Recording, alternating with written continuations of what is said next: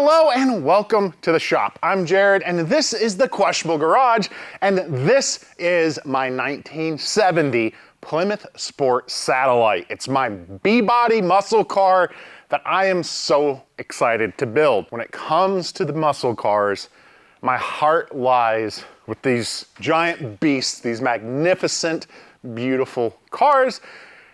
And you know, I've always enjoyed them. Bryce, this is still your fault. Moparty a couple years ago, I had roadblock parked next to his beautiful 70 Coronet, and I was just like, I can't hold off anymore. I need one of these in my life. But 1970 is the lowest production year. It is generally the most expensive of the Mopars. And when it comes to Mopars, there's not many of them left. They had some of the lowest production numbers, and well, they rust a lot. And that's what we ran into last episode. I paid kind of a premium. I thought a fair price, but I bought with my heart and my emotions and not with my eyes, and I failed to do my due diligence. And I discovered a fair bit of rust, and the work that was done that I thought was gonna save me time was not done anywhere near good enough. So we started cutting it all apart, and well, we were left trying to decide, do we keep cutting or do we stop with the quarters? Do we cut the roof off? Can I ever stop cutting? Will I ever be content? Will it ever be good enough? Will we be building this car forever? How far do we go? Well, you're gonna find out in this episode.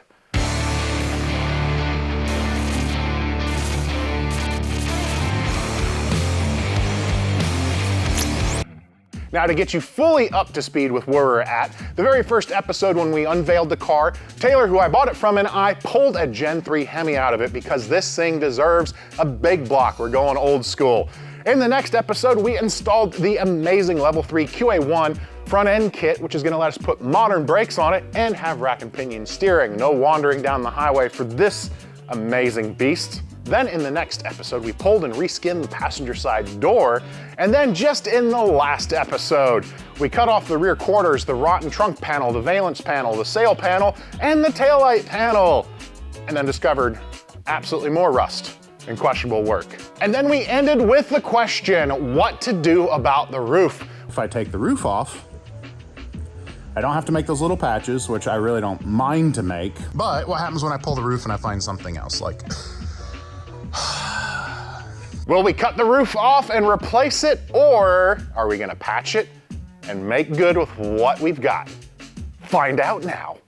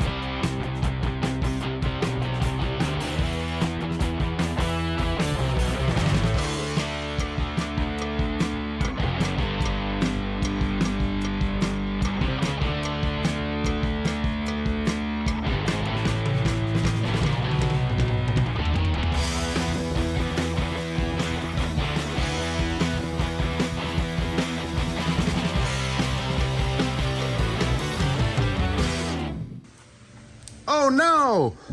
When removing metal, you accidentally cut too much and cut the metal you plan to keep.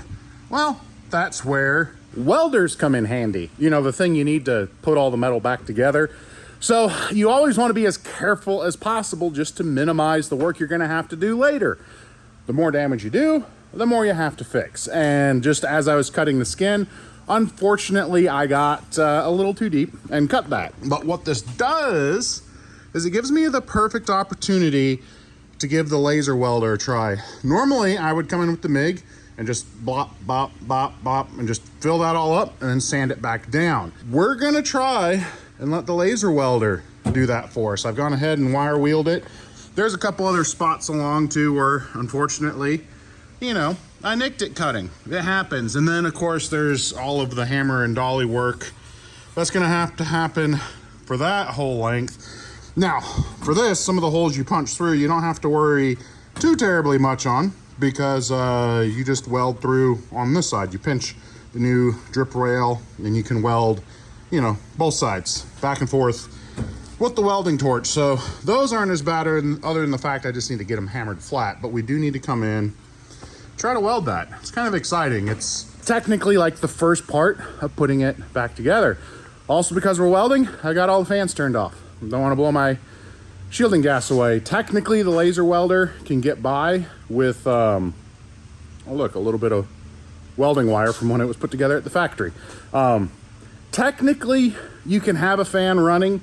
I want to give it the best shot of doing this, so we're going to go ahead and have no fans moving. And I was talking with an air conditioning company and they kind of disappeared, which bummed me out a smidge, because it would be nice. Because I love North Georgia. It's absolutely beautiful, but this time of year, it's 100% humidity. Raining or not raining, it's just, it's wet. It kind of feels like I got Shrek in my pants, arguing with my butt who owns the swamp, because it's awful. But now that you have a visual you never wanted, I'm gonna set up the other camera and we're gonna give laser a chance at vehicle restoration. All right, kind of feel like starting on the solid metal and pulling back might be the better option.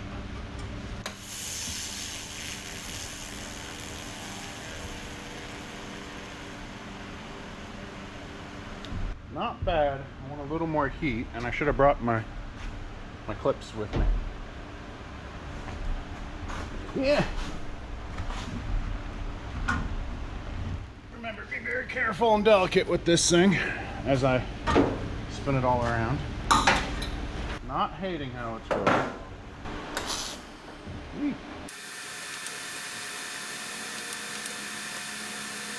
I'm happy with the weld quality. It's going through and doing everything. It's just, so that's gonna need some sanding, of course.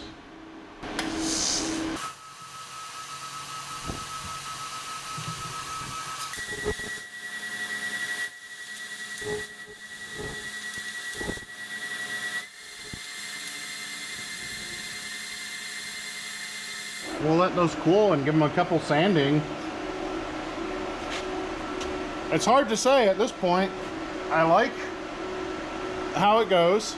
You got to learn the machine, and it's a little more cumbersome, but it feels like it's doing a really good job. We have got to fix rust over there, so we are going to make a little template from this side because it's pretty much intact of the little patch panel I need to make. And really, this isn't super complicated, and the bend is going to go into it a little bit as we're installing, but you can use masking tape, duct tape, figure out how big a patch you want it to be, kind of overcompensate.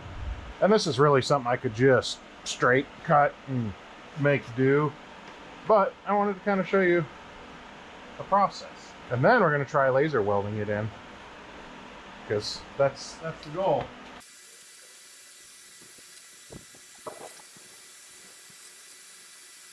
Now we lift it off, go to the other side, kind of see how it looks mocking it in, and then we transfer it to metal.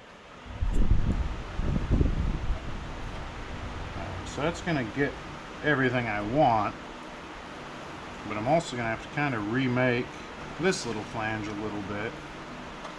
I gotta decide, I gotta quit stressing. I'm gonna be able to patch it like it is good enough. and I'll actually be happy with it. The problem is, if I keep going and keep tearing it apart more and more, it's gonna be harder to like actually finish. That's what I gotta remember. If I chase too hard, I basically set myself up to never finish, which is probably worse. So that, just lining things up, figuring it out. That one's more straight up. This has a little angle to it. Not sure if it's supposed to, but so we can set that up, cut ourselves out a little piece, kind of spot it and work it in. So next step is we transfer this to metal, cut it, move our laser away, cut this, and then get to welding.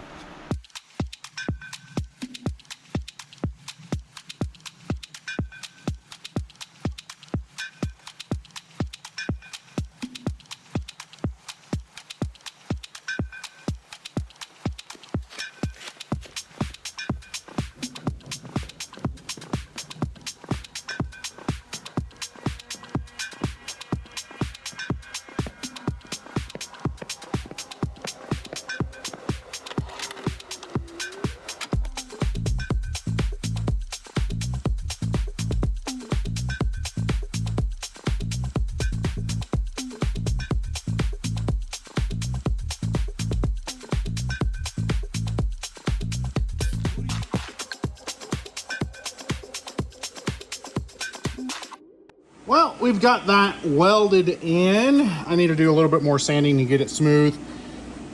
I will say, laser welder, when we were filling in our cuts here, I still need to sand that.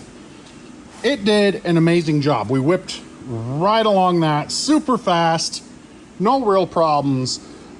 Even with this fitted pretty well, I did not love it for welding in that patch panel. And that's not to say anything bad about a laser welder. It's not really meant to do that, but I wanted to try. What can it do? What can't it do? Rusty patch panels. Maybe we'll stick to the MIG. Now we need to decide our wheel wells. Am I doing the whole thing? It's a little spotty up here, but not terrible. Or am I just gonna section them? Oh. I want perfection, but I know chasing that perfection means you might not ever get done because you're always going to find something that's not good enough. My goal for this car is for it to be solid, last a long time, and realistically, I want to make it nice enough to like just be the daily. As weird as it sounds to jump back to a 1970 as a daily driver, I mean, it doesn't look as cool right now, considering all the really cool parts aren't on it, but it is a cool car. Just how deep do we go?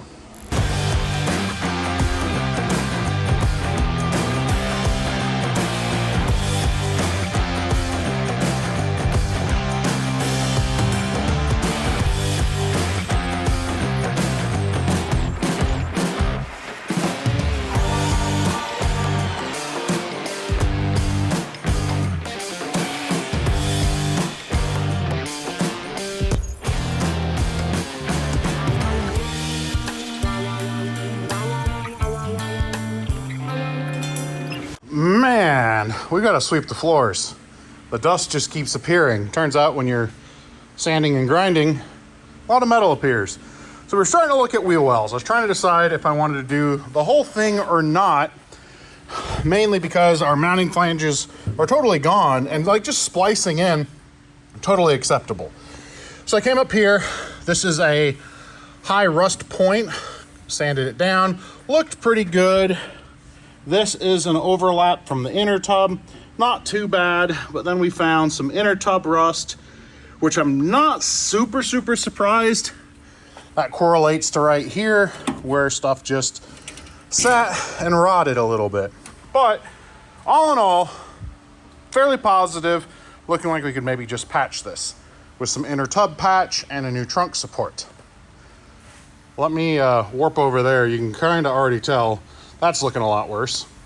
All right, now that we're over here, the front end rust, we would have to make a little patch panel for the inner tub. Not a big deal, looking at splicing this. And then I started to go ahead and do the same sanding around here And yep, that is, that means we're not just going to be able to do a low patch. We're not gonna be able to cut it out.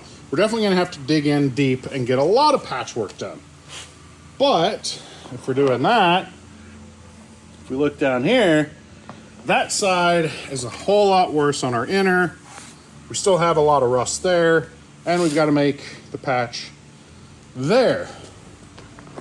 Which then opens up the question, do you just do inner tubs? Well, if I do inner tubs, do I go ahead and do the 3-inch basic mini tubs already from AMD, which the Pro, I'll be able to get rid of this really gross section of floor patch, as well as fix all of that.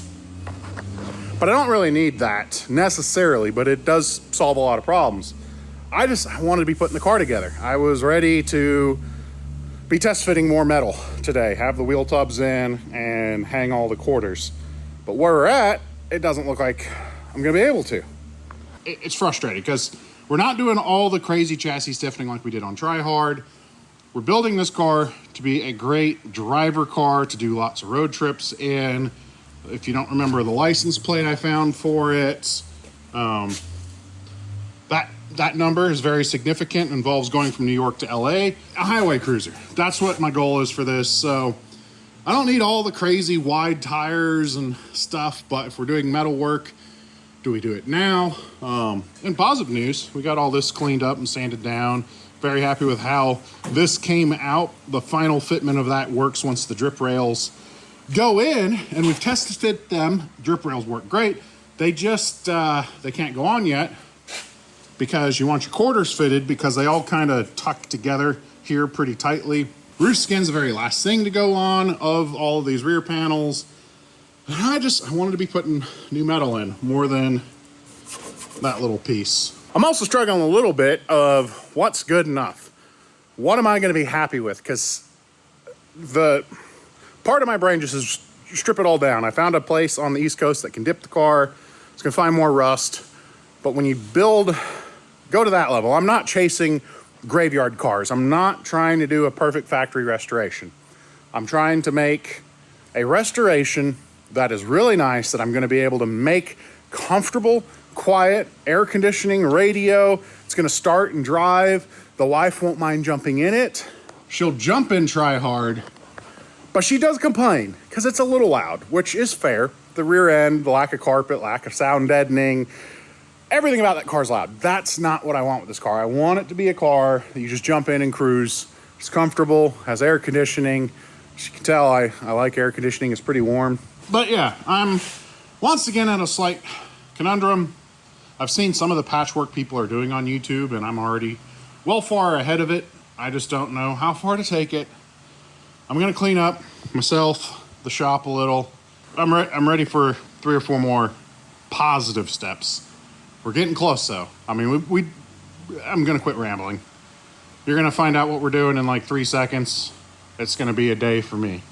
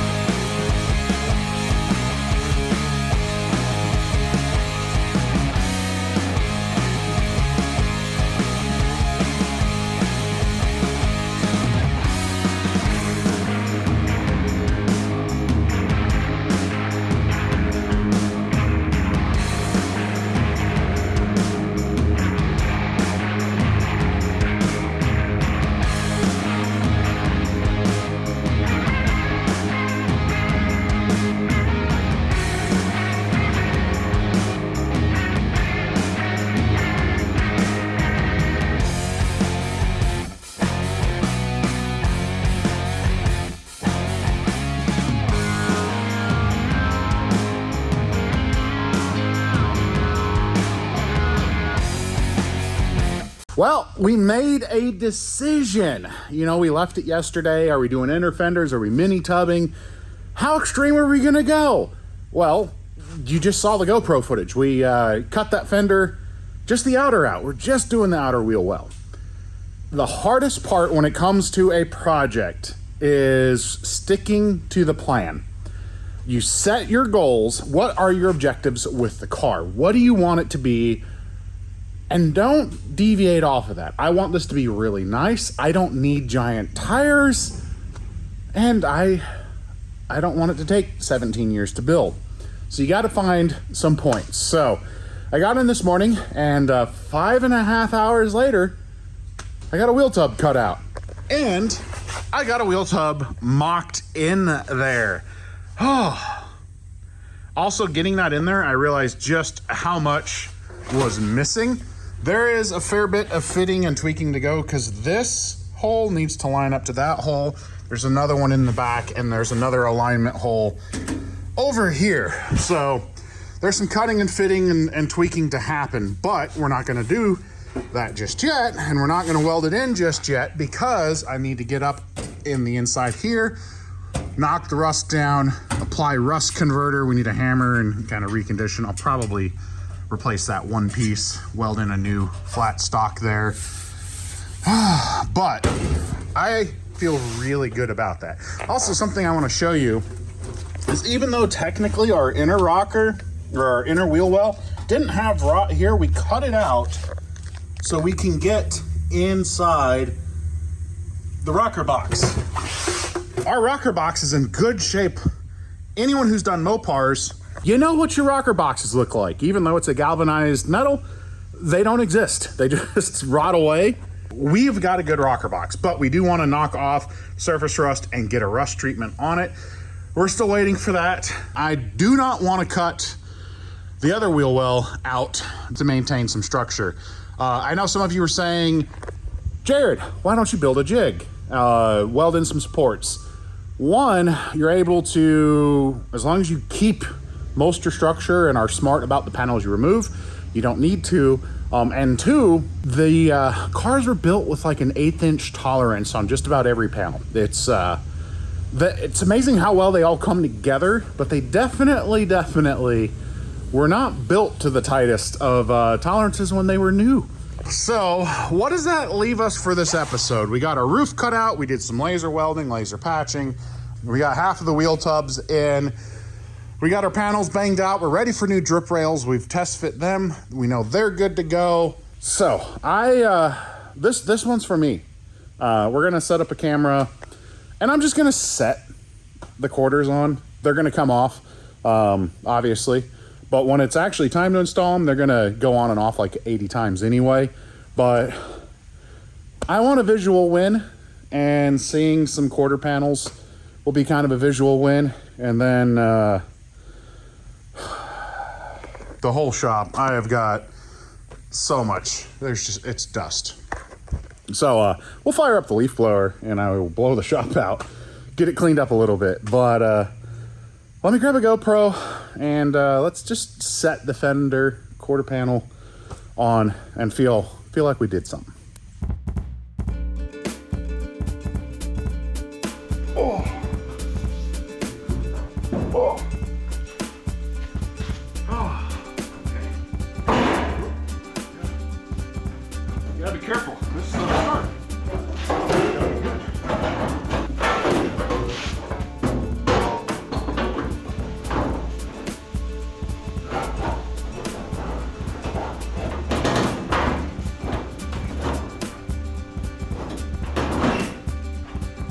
I need to get a lot more self-tapping screws. That's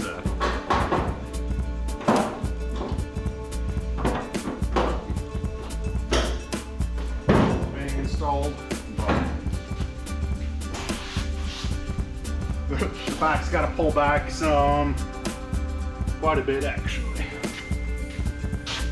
Make sure you make that noise too when you move it up. Just moving it up, and this has got to peel out just a little bit more. Line up here. Got to work that sail panel in. There's a glimmer of it not being catastrophically forever to actually get it done. Basically, we'll finish stripping everything down on all the sides, get the wheel boxes, wheel wells in, and then as you kind of mock all this up, put your tail panel in, and then fidget a lot.